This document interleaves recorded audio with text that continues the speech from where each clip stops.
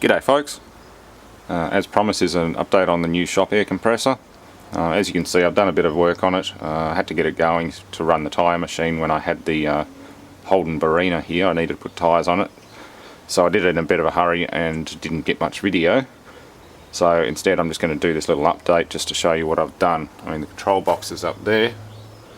I do need a deeper lid because the auxiliary contact on there sticks out too far for the regular shallow lid, but that's alright, I can get one of them.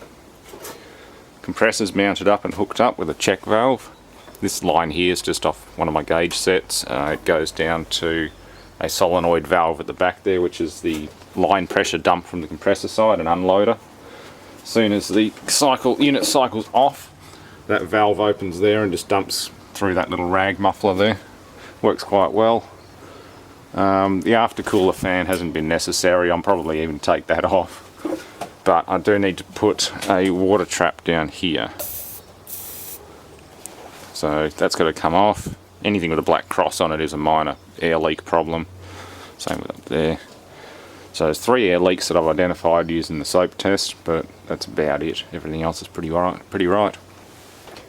It's all well supported. Move without damaging or cracking anything. There's enough flex in it. The oil filter is just the inlet muffler. The air goes in through here and through the pleated element. Cuts down the noise a lot more than the Briggs & Stratton cleaner that I was originally going to use. I originally had that on there and the noise was a lot more obvious. That's got to go probably on this side. Oh, that's a pressure regulator. I want to catch the water before it goes into the tank. That's the idea of the aftercooler.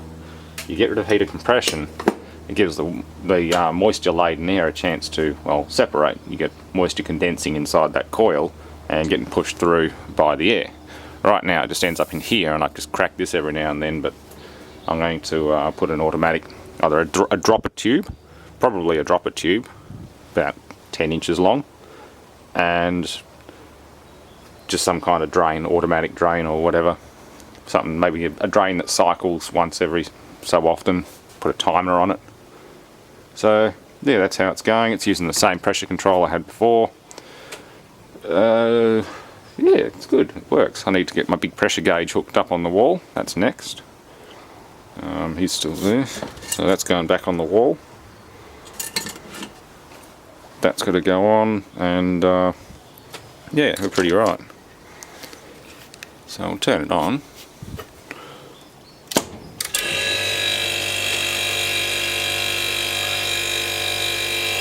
A bit louder than the last one, but it's not too bad.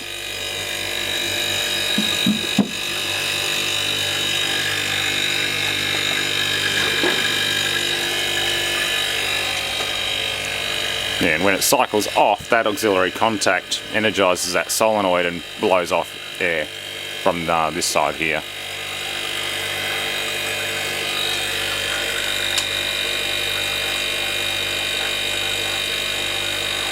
Yeah, about 70-80 pounds at the moment. Yeah, so when it does that, that contact energizes the coil and it just dumps through its little muffler thing. And of course when the pressure drops, it triggers the contactor anyway, so pressure switch, and there's just a manual breaker which is going to be enclosed in the box when it's all closed up. We'll put a cover down here. Yeah. It's not the fastest thing around anyway, but it'll do the job. I've had worse.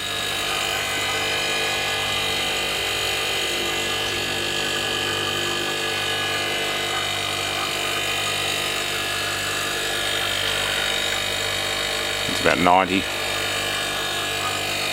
I'd really benefit from having 2 of these.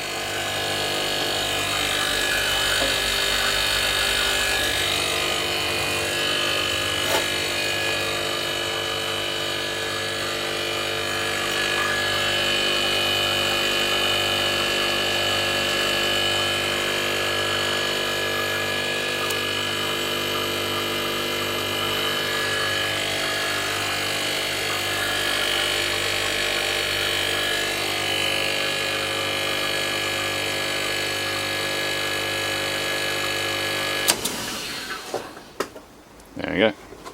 You clunk and then the whistle of a bit of air come out through the back and that's it. Done. So we're up to pressure. Again, it's not as fast as I was hoping it would be, but it's still a nice little single compressor solution. And the best part is I probably have about half a dozen of these new old stock compressors, so if this one goes out in a couple of years time, I just undo these rotor lock fittings and pull it out, put a new one in place. Job done. No brazing. The other option was to use an old Copeland second-hand compressor out of another air conditioner which you saw in the previous part, and there's brazing work and it's an old compressor and I think it's a bit louder than this one, so the Danfoss Manurop was it Mt2? That was the best option that I found. So yeah, it's more tidying up to do, cable management, all that sort of stuff. I could probably shorten that down a bit and pull it back up into the box. Just little things like that. We'll hook them all back here. Yeah, it's coming together quite nicely. So that's your little update, and thanks for watching.